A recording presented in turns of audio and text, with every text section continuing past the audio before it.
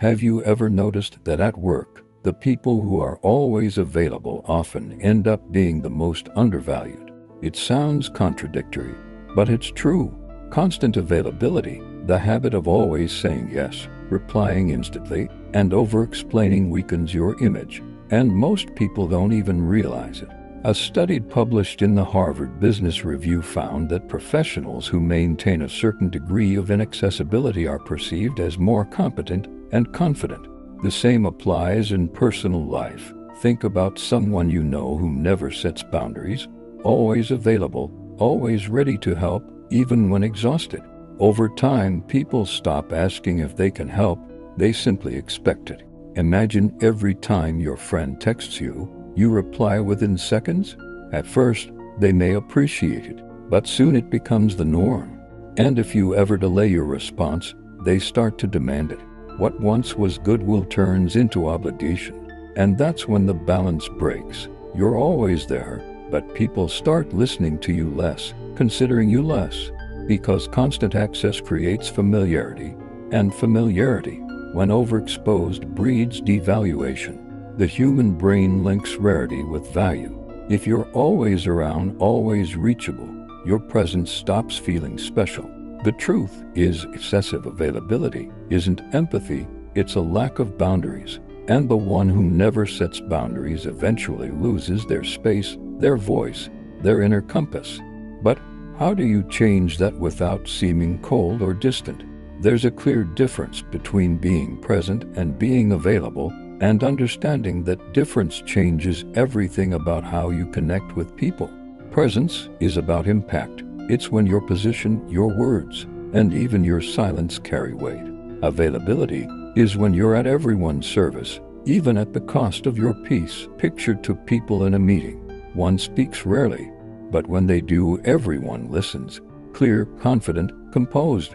The other tries to please everyone, talks too much, interrupts, justifies themselves constantly. Who do you think people will remember afterward? Being present doesn't require constant effort. It means standing in your space confidently, without over-explaining. Being endlessly available looks like you're seeking approval, and that weakens your presence. A University of Chicago study showed that people perceived as strategically reserved are respected more, both socially and professionally. They're not always there, but when they show up, they make an impression. In practice, that means you don't need to reply to every message right away.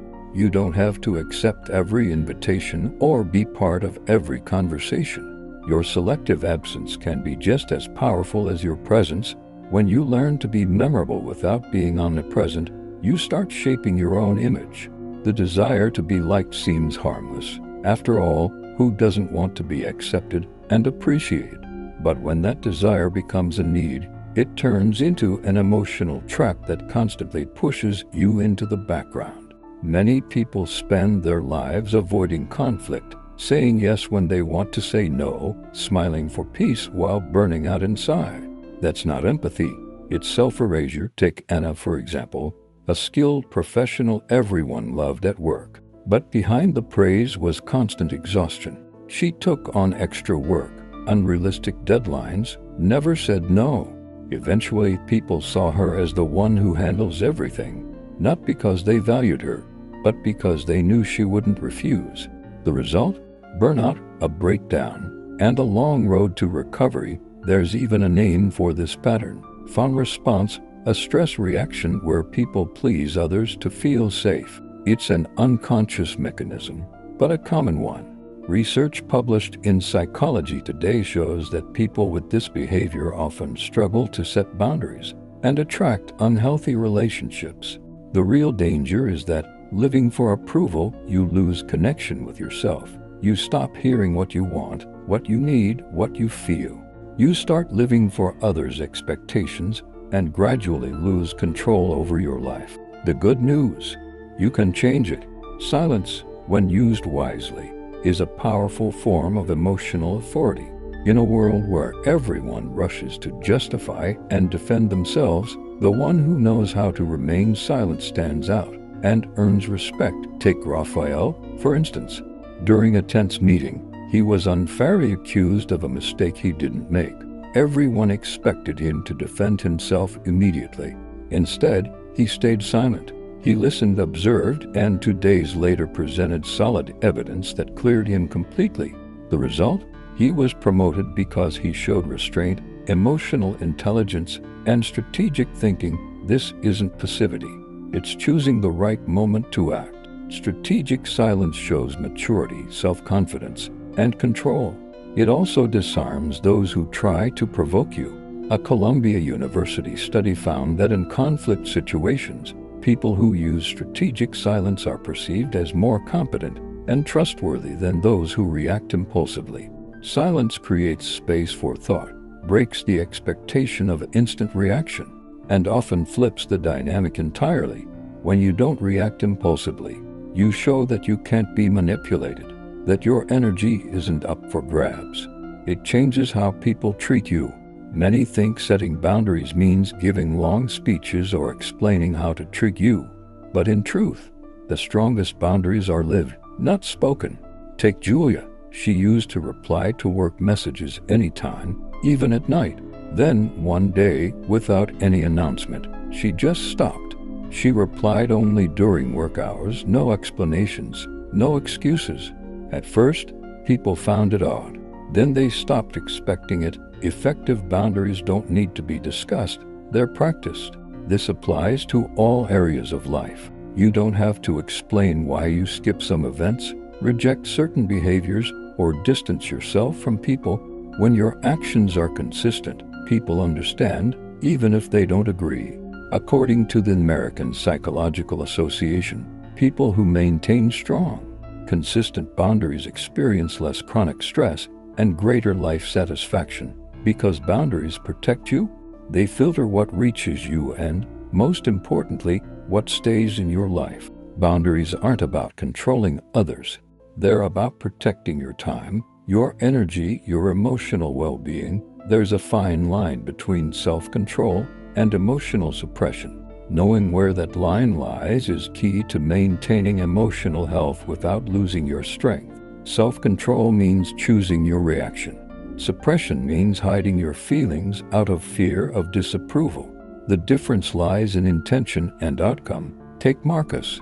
For years, he prided himself on never losing his temper, quiet at work, at home, among friends. But inside, frustration built up. One day, he exploded over something trivial. The cause wasn't that small incident. It was everything he had never expressed. Emotional suppression isn't strength. It's a ticking bomb, and eventually, you pay for it with anxiety, insomnia, or burnout. Research in the Journal of Psychosomatic Research found that people who constantly suppress emotions are far more likely to suffer from psychosomatic illnesses. True self-control, on the other hand, comes from clarity. When you understand what you feel, acknowledge it, but choose the right time and way to act. You don't pretend not to feel. You respond with awareness. That's freedom. You stop being a hostage to impulses or guilt and create space for mature, intentional choices. Being selective doesn't make you cold. Mastering that balance changes the way you connect with the world. Many fear seeming distant when they start setting boundaries, but what truly pushes people away isn't firmness. It's insecurity disguised as openness. When you give yourself away without limit, share everything with everyone, you become predictable, and predictability breeds devaluation. Look at Carlyle, always open. She shared every detail of her life with colleagues and even strangers. She thought it built connection, but it backfired. People stopped respecting her privacy and demanded more from her. When she chose to become more selective, her relationships became healthier, deeper. Being selective is a form of respect for yourself and your emotions. It's knowing who deserves your time, energy, and presence. A University of Michigan study showed that people with smaller but more authentic social circles report higher well-being and emotional stability. Less exposure, more quality. It's not about cutting people off. It's about filtering access.